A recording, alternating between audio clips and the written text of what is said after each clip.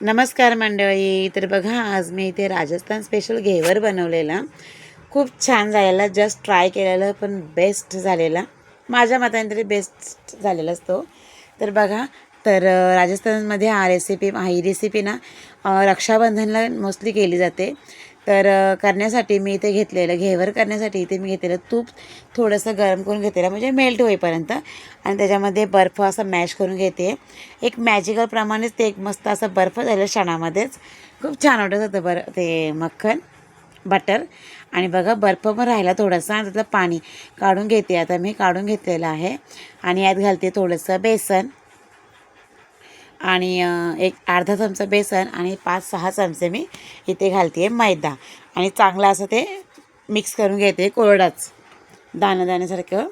तर मी खूप रेसिपी पाहिलेल्या घेवरच्या, आणि पण मी कधी खाल्लंच नव्हतं घेवर.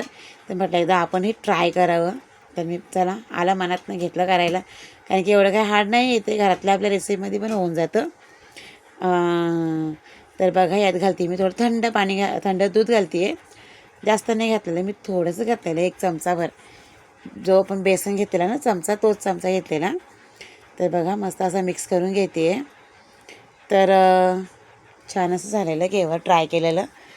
तर बघा, मस्त असा आपला पीठ मिक्स होतो आहे. आणि याच्यामध्ये आता घालूया आपण थंड पाणी फ्रीजमधलंच. तर बघा, फ्रीजमध्येच बॉटल आणलेली मी. हाताला खूप थंड लागत होतं माझ्या. तर बघा, इथे मी मिक्स करते आहे. आणि चांगलं त्याच्यामध्ये खूप मैदा असल्याला तो चिकट असतो आणि खूप असे गुथळे झालेले. थोडं थोडं पाणी घालूनच आपल्याला मिक्स करायचं आहे, म्हणजे जास्त पातळही नको व्हायला म्हणून. तर बघा, मस्त झाले दुधासारखं.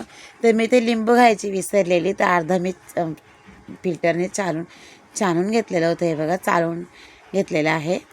आणि बघा, मस्त असं आपलं बेटर दुधाप्रमाणे तयार झालेलं आहे. सेम दुधाप्रमाणेच ठेवायचं आहे आपलं. बघा, पातळसर अतिशय. इथे मी तेल गरम करत ठेवलेलं आणि थोडं एक थेंब टाकते त्याच्यामध्ये. तर बघा, पहिलावालाच घेवर माझा खूप छान झालेला. असू दे पातळ असू दे, तो जरा साईडला गेला, मी जागा करायला गेले तिथे मध्ये. तर आणि वरून आपलं तेल टाकायचं त्याच्यावरती, तोच तेल.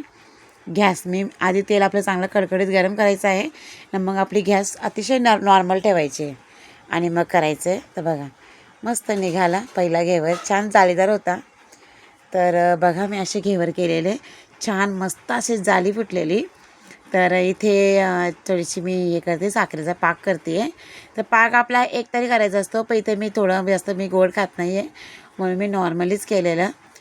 म्हणजे असं म्हणजे खूप जसं साखर नव्हती टाकलेली.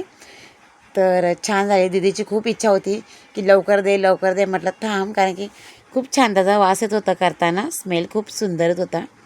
तर बघा, इथे छासणी टाकलेली आहे थोडीशी मी याच्यावर पाक. आता मी जेवढं होतं दूध थोडंसं तेच आटवून त्याची रबडी बनवलेली आणि ते टाकते. जेवढं होईल तेवढंच मी स्प्रेड करते आहे.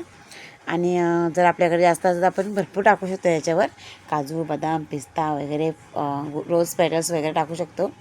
तर बघा, जसं झालं जसं, कारण की घरामध्ये असलेल्या वस्तूंमध्ये मी एक आलं मनात तर घेतलं करायला, असं होतं. तर मी ट्राय केलं, खूप छान झालं. तुम्ही पण एकदा ट्राय करा आणि एकदा खाऊन बघा. खरंच काहीतरी वेगळंच टेस्ट यायची. मस्त. हलवाईमध्ये खूप रबडी वगैरे असते, पण जाळी किती छान फुटलेली. तोंडात विरघळलं, जसं आपण तोंडात विरघळलेलं. खूप छान झालेली रेसिपी. बदामाच्या कापामध्ये मी सजवलेलं.